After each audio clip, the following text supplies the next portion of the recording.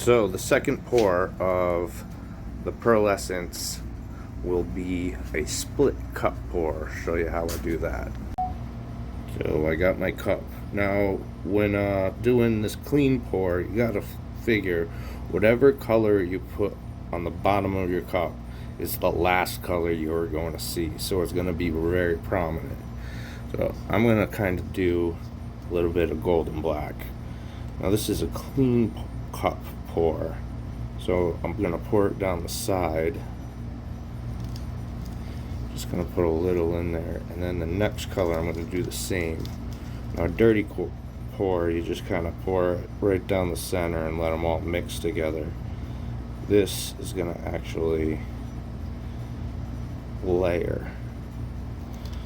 Now that's the black, despite it looks blue. And I wanted very feminine colors in this one. And it's almost Valentine's Day, so why not?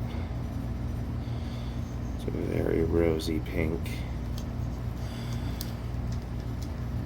Let's do some gold on top of that.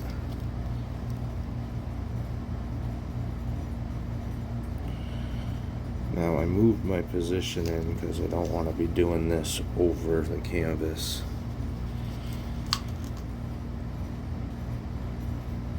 Do I have a rhyme and reason to my colors I'm choosing? Yes. Do you believe me? I don't know.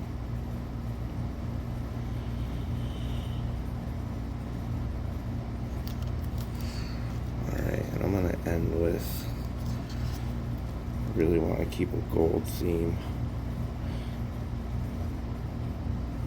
End with the black. Alright. Show you the pour.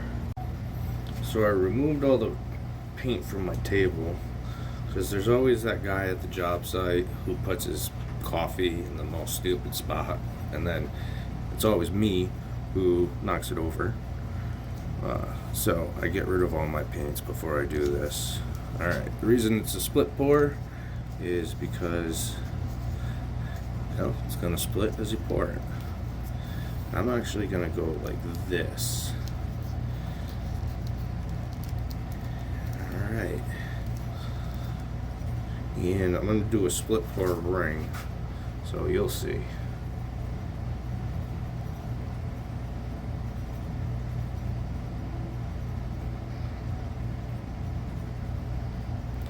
Just going around and around and around.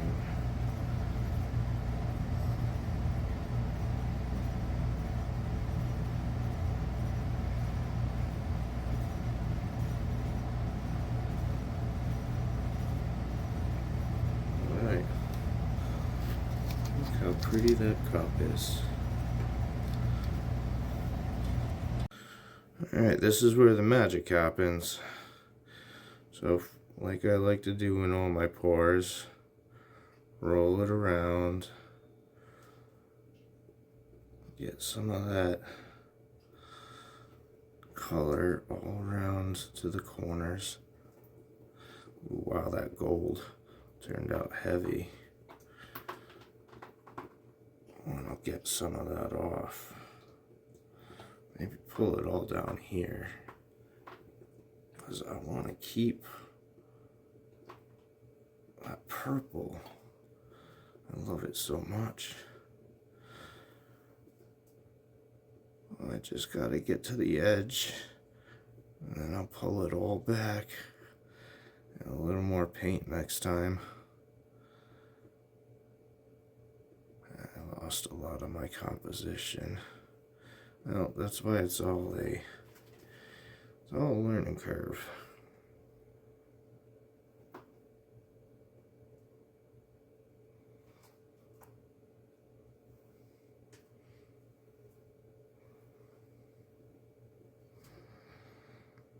I didn't want any white left in that corner. I gotta pull it a little more.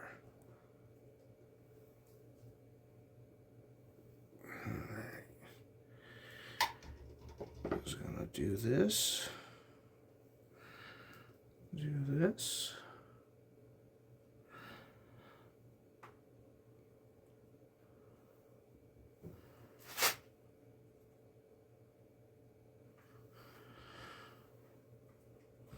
That's pretty cool. But I want to pull this a little more back this way. Kind of want to keep all the gold more towards one side.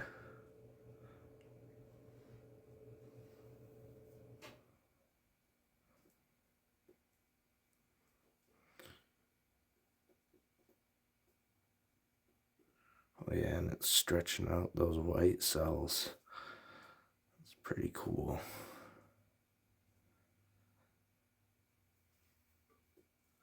Now, steepness definitely affects how it looks.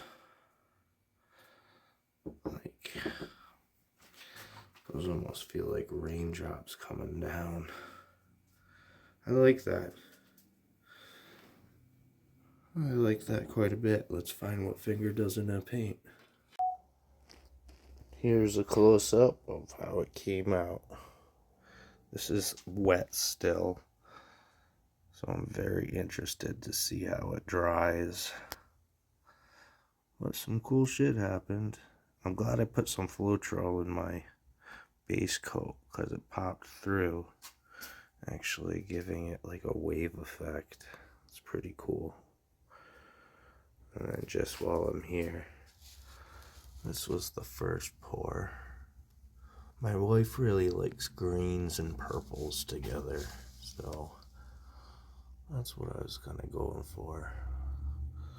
Kind of looks like a water fountain, like from the topical graph. Like, here's some land. That's the waterfall into the lake. I don't know. Everybody sees something different.